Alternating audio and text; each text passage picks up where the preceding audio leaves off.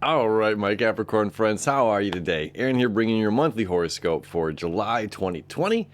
We've got a mild movement but intense month ahead of us. Okay, July and August are kind of my favorite months of the year. Well, it's hard to say, but I mean, like, there's not a whole ton of movement going on, but yet it's impactful and it's not going to be as crazy as the rest of the year. So yeah, it's my favorite months. All right, we're finishing out eclipse season here on the 4th/5th, wherever you're at. Saturn moved back into Capricorn on the 1st of July. All right, that is literally the only planet that's moving, changing signs the entire month, with the exception of the moon and the sun. Which planet just means wanderer. It's Greek. So planets are the things that wander in the night sky, right? So Saturn is the only planet that is moving signs this month, okay? And it's going back into your home sign of Capricorn, all right, your first house. So we have this eclipse. This is a unique eclipse because this is wrapping up the past 2 years of our lives when the nodes were in Capricorn and Cancer. South node was in Capricorn, North node was in Cancer, saying, reminding us, I'm a Capricorn as well.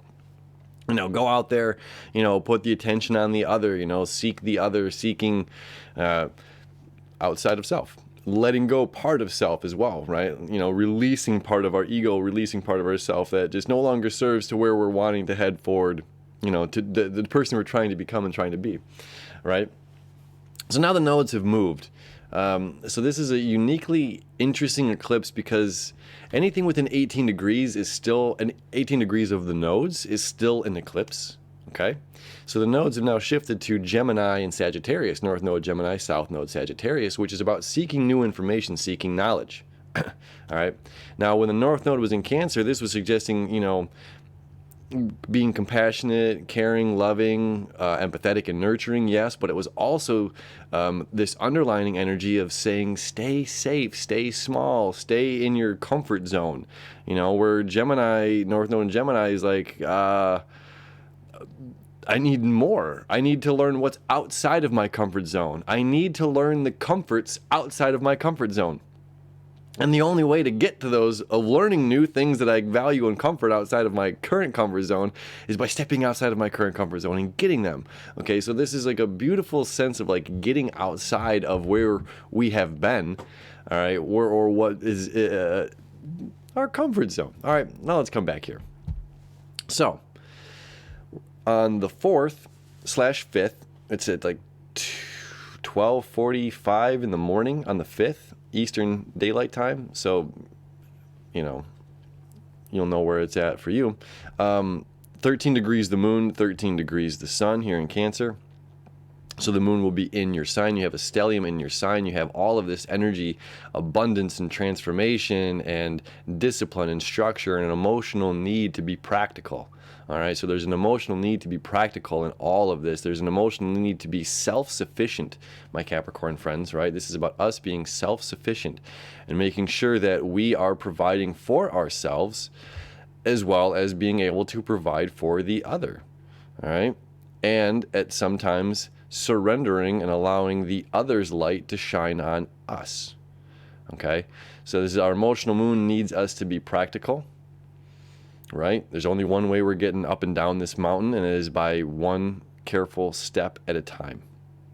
Now, the release here, this is about releasing old knowledge, old information, and this is for you, this is about karma.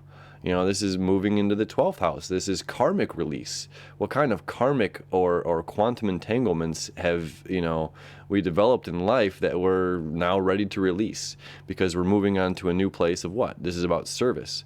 All right, so you got Venus direct now, thankfully, moving forward and 6 degrees has been, stationed retrograde and stationed direct at 5 degrees. So it's like we're finally getting a little bit of momentum here with Venus. Venus is everything we love, want, and desire here in your 6th house. North Node in your 6th house, saying the direction I'm moving toward, the direction I'm going is being of service to other people. I have to be of service to others. All right. Now on the 11th, Mercury is going to station direct. Okay. So it's like forward communication happening here with your partnerships. Could be work, could be business, could be romance, could be anything, could be family members, siblings, whatever. Communication is opening up and you're able to communicate your emotions because you've been feeling held back here. You know, you've got all of this energy in practical Capricorn and saying, how do I express myself? You know, so Mercury retrograde ending on the 11th means there's going to be a lot more room for those deep, heartfelt conversations to open up, which is going to be quite beautiful. On the 14th, on the 11th as well, we have something happening here down in your 4th house, okay? The moon's going to make its way over to 7-8 degrees. Mars is going to be about 7-8 degrees. Chiron at 9 degrees here. So we have this conjunction, emotional needs, the moon, with Mars, our energy in motion. So moving toward what? Chiron, healing. So this is healing something. There's something in our lives that needs to be healed. And since this is Mars is going to be here for the next 6 months. It's going to move forward. It's going to retrograde at 28 degrees in September through November. And then January, it's finally going to pop out over here. Okay. So we've got the next 6 months, Mars is going to be here in your 4th house. This is about home. This is about family. This is, you know, the people that are closest to you, as well as like your, you know, where you lay your head as far as your comfort zone goes, where your place of fulfillment and comfort. Different from Cancer. Well, I mean, it is. This is the 4th house, you know, that comfort zone place. Which is why Cancer represents that. So either way, so there's a lot of motion happening here with the 4th house over the next 6 months. So this is definitely something going on within your home. All right. And there's some sort of healing, you know. I don't know what that is for you, whatever's going on. This is actively seeking healing, and this is with family. This is on the home front. So enjoy that, whatever's coming your way. We have this beautiful connection now between Neptune in the 3rd house about knowledge, information, as well as siblings, creating this connection over here to Saturn. Okay, that's septile. This 7th harmonic, fate and destined connection. Your wish is my command. Well, this is you. This is a representation of self. I am. Okay, and what a beautiful representation of self, because Capricorn here is about the laws and whatnot of the physical reality. And Neptune is about the abundance and oneness of all things, expansionness. Okay? So Saturn, Neptune, septile together, this is that your wish is my command that I talk about all the time on the dailies. This is whatever you want, you can achieve in life. And this is, the connection for you is quite unique, is Neptune's in your 3rd house, which is about knowledge, is about information. And Saturn is in your 1st house, which is about you, about yourself. So this is like what knowledge you are seeking out, what knowledge you are absorbing in to your skull is going to have a huge impact on the person that you are and the person that you're becoming. Okay. Now, also on the 14th, Neptune is going to start to create. This is going to, this is going to last through July 25th. Okay, that's septile. Now, on the 14th, Neptune is also going to septile Uranus. Okay, so we're getting a Neptune septile to Saturn, one of the heaviest hitters in the zodiac. Neptune, our dreams and our imagination, the oneness, hitting Uranus, one of the other extreme heavy hitters in the zodiac. You know, this is a wrecking ball that cannot be stopped. Saturn is a immovable wall. Okay, these two are not colliding with each other yet. They will in 2021. They're going to square off to each other, okay? But they're not right now. They're forming a beautiful connection with Neptune. Okay, so this being in the 5th house, this is super exciting for you. This is about, you know, creative self-expression. You know, this is your pizzazz. This is your, you know, your 13 pieces of flair, you know, beyond the minimum 11 pieces of flair that you would need for your job. You know what I'm saying? What is that, Office Space reference? So this is about you shining your light, like truly. And I'm a Capricorn, I get it. We can be quite reserved, you know. It takes a lot for us to kind of take center stage sometimes and to truly like put ourselves out there. And this Uranus Neptune connection. This is like the knowledge that I'm seeking, the knowledge that I'm absorbing, the expansive knowledge that I've obtained is leading to my personality, leading to how I express myself to other people.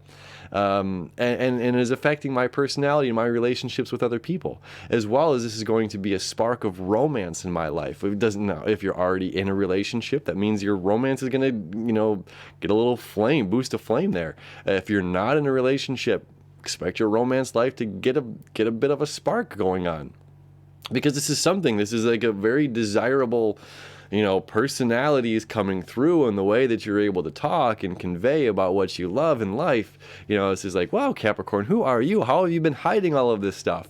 It's like, thankfully, this is all coming to the surface, and we get to see the true you and all this beauty that's who you are. So that's on the 14th, and that's going to last through August. Okay, so this summer is a huge July, August, like huge personality changes. Huge personality changes, all right? A lot going on. On the 20th, now we have a full moon, or a new moon in Cancer. This is the second new moon in Cancer this year. We had a new moon at 0 degrees of Cancer last month, which was the solar eclipse. Now we have a new moon at 28 degrees of Cancer, still in your 7th house. So whatever's going on here with this romance thing boosting up between Neptune and Uranus, this new moon is highlighting relationships, partnerships, okay, in your 7th house, Cancer. So it could be a romantic partnership. It could be work, connecting with someone who you see you could be going far with as far as business. However this is going to line up for you. Either way, it's extremely favorable. And this new moon, new beginning happening in your partnership house, it's just a lovely connection. And then eventually on the 22nd, the sun's going to enter the sign of Leo, the heart of the summer, the heat of the summer. Leo, the sun is coming home to its sign of Leo, reminding us all to be that bright shining star. No matter how many ebbs and flows come into our lives, we've got the tools, we've got the knowledge, we're the practical Capricorns, we've got whatever we need to make it through. And to be our own cheerleaders, like we got this world, and it's time for the Capricorn energy to really shine. It's just like all this stuff that's been accumulating over the past couple of years. It's like all of this now is just like, and go, right?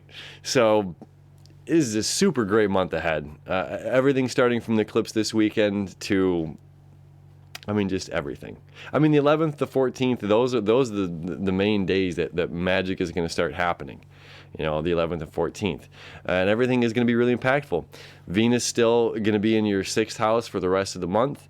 North Node in your 6th house, again, going in this place of work and service and how I'm giving back to other people and falling in love with work. This is extremely important. You're hardworking Capricorn.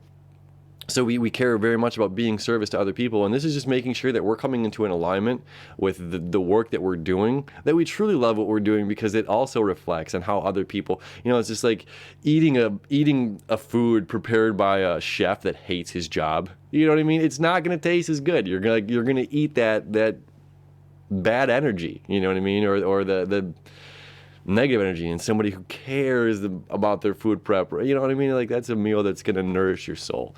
So this is about doing the work that's going to nourish your soul. Love it. My Capricorn friends, as always, thank you so much for hanging out with me. I appreciate you so much. Love you. I wish you enough, and we'll see you tomorrow for the dailies.